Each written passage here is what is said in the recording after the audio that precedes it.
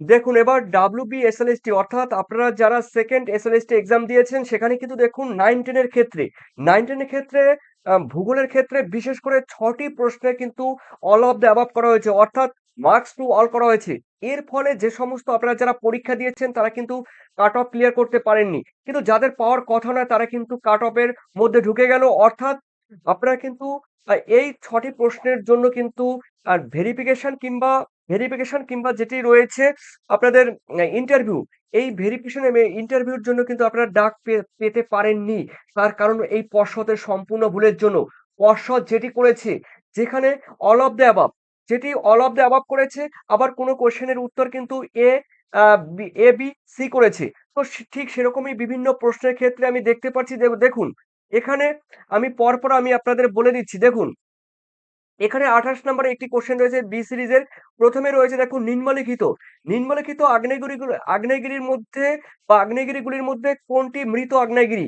এখানে মৃত বলেছে। মৃত আগ্নেয়গিরির মধ্যে আমরা জানি দেখুন অ্যাকচুয়ালি এখানে রয়েছে এই অপশন এই ভিসুবিয়াস রয়েছে, মৌনা লোয়া রয়েছে, নারকন্ডাম রয়েছে, এটনা রয়েছে। এর মধ্যে কিন্তু উত্তর যা আছে এই অপশন অনুসারে কিন্তু নারকন্ডাম হওয়ার কথা ছিল। ঠিক আছে? নারকন্ডাম হওয়ার কথা ছিল। সেখানে কিন্তু পর্ষদ এখানে নারকন্ডাম কিংবা ডি অপশন এটনা নিতে পারত। অর্থাৎ সি এবং ডি নিতে পারত। কিন্তু পর্ষদ কি করেছে? পর্ষদ কিন্তু অল অফ দ্য অ্যাবাভ করেছে। অর্থাৎ এই প্রশ্নে কিন্তু উত্তর কিন্তু সবাই পেয়ে গেছে। ঠিক আছে? ভেসুভিয়াস কোনোদিনও কিন্তু হবে না মৃত। তার মৌনলক কোনোদিনও কিন্তু হবে না মৃত। অর্থাৎ নারকন্ডাম কিংবা এটনা করতে পারতো। এই কোশ্চেনের জন্য কিন্তু এই ১ নাম্বারের জন্য দেখা গেল কিন্তু অনেক ক্যান্ডিডেট যারা রয়েছেন তারা কিন্তু কাট অফ ক্লিয়ার করতে পারেননি। আর যাদের পাওয়ার কথা নয় তারা কিন্তু অলরেডি আম এই কাট অফ এর মধ্যে ঢুকে গেল। এরপরে আমরা দেখে নিচ্ছি দেখুন পরের কোয়েশ্চেন। পরের কোয়েশ্চেনের মধ্যে রয়েছে একটি কোয়েশ্চেন খুবই ইন্টারেস্টিং একটি কোয়েশ্চেন রয়েছে ৪৮ নাম্বারের কোয়েশ্চেন। ভারতবর্ষে গম চাষের প্রবণতা সবথেকে বেশি আ এই রাজ্যে মানে কোন রাজ্যে গম চাষের প্রবণতা ইনটেনসিটি সবথেকে বেশি? কিন্তু উত্তর কিন্তু হবে প্রকৃতপক্ষে 100% কিন্তু পাঞ্জাব হবে। সেখানে কিন্তু পর্ষদ কিন্তু করেছেন পাঞ্জাব করেছে, হরিয়ানা করেছে, মহারাষ্ট্র করেছে, গুজরাট করেছে অর্থাৎ অল অফ দ্য অ্যাবাভ করেছে। তার মানে মার্কস টু অল করেছে। এই কোশ্চেনের উত্তরের জন্য অর্থাৎ এই পর্ষদের মিস্টেকের জন্য, পর্ষদের গাফিলতির জন্য কিন্তু আপনারা যারা ডাক পাননি তারাও কিন্তু এই প্রশ্নের জন্যই দেখা গেল ডাক পেতে পারতেন। আর যারা পাওয়ার কথা নয় তারা কিন্তু ডাক পেয়ে গেল। এই কোশ্চেন কিন্তু উত্তর কিন্তু পর্ষদ সঠিক করল না। ঠিক আছে? এরপরে রয়েছে দেখুন পরের আরেকটি কোশ্চেন রয়েছে ভারত ও সোভিয়েত ইউনিয়ন আ সোভিয়েত ইউনিয়নের বিজ্ঞানীদের যৌথ প্রচেষ্টায় মনসন এক্সপেরিমেন্ট সঞ্চালিত হয় কোন সালে? দেখুন মেক্সিমাম বইতে কিন্তু রয়েছে ১৯৭৯ সালে। ১৯৭৯ সালে। তার মানে উত্তর কিন্তু বি হতে পারত।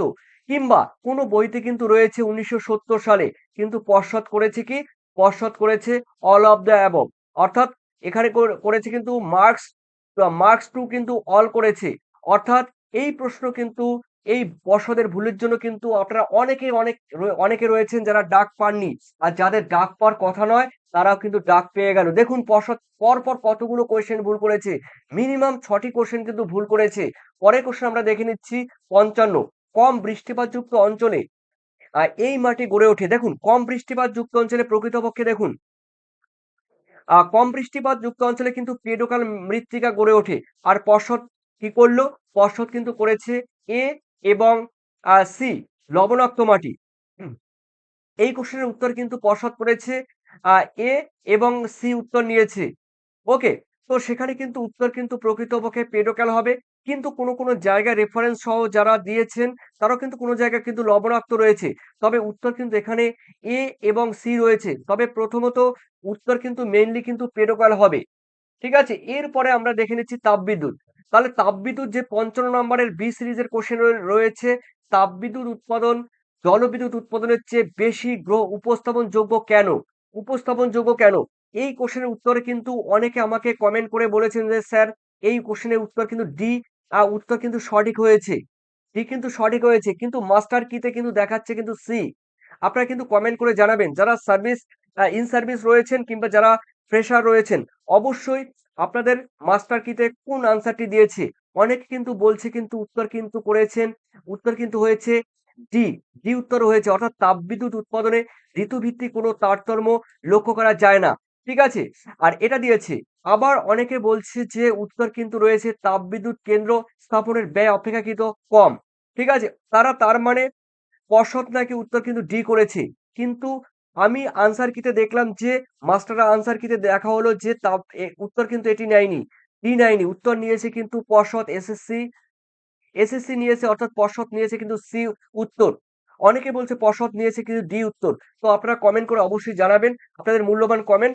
আর অবশ্যই যারা এখনো কেস করেননি, কেস ফাইল করেননি, অবশ্যই তারা কিন্তু রিসেন্টলি এই রেফারেন্স সহ কিন্তু তারা কিন্তু এই কোশ্চেনের জন্য অর্থাৎ ১ নম্বরের জন্য কিন্তু আপনারা আ চাকরি আ আ চাকরি থেকে আপনারা কিন্তু বিচ্ছিন্ন হয়ে গেছেন। কেউ ২ নম্বর ২ নম্বরের জন্য এই ইন্টারভিউ বা ভেরিফিকেশন লিস্ট থেকে অর্থাৎ কাট অফ মার্ক থেকে কিন্তু আপনারা ছিটকে গেছেন।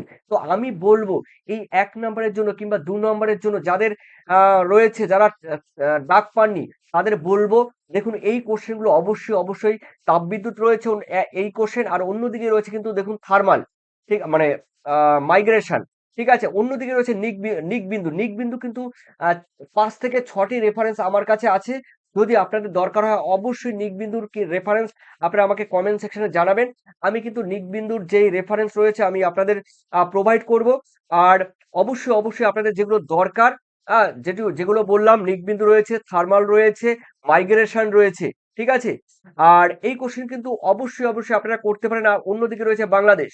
ঠিক আছে? তো এই বাংলাদেশ রয়েছে। তো এই কোশ্চেনের জন্য কিন্তু অবশ্যই আপনারা কেস করতে পারেন। কারণ ১ নাম্বার ২ নাম্বার কিন্তু আপনাদের লাইফ কিন্তু দাঁড়িয়ে যাবে।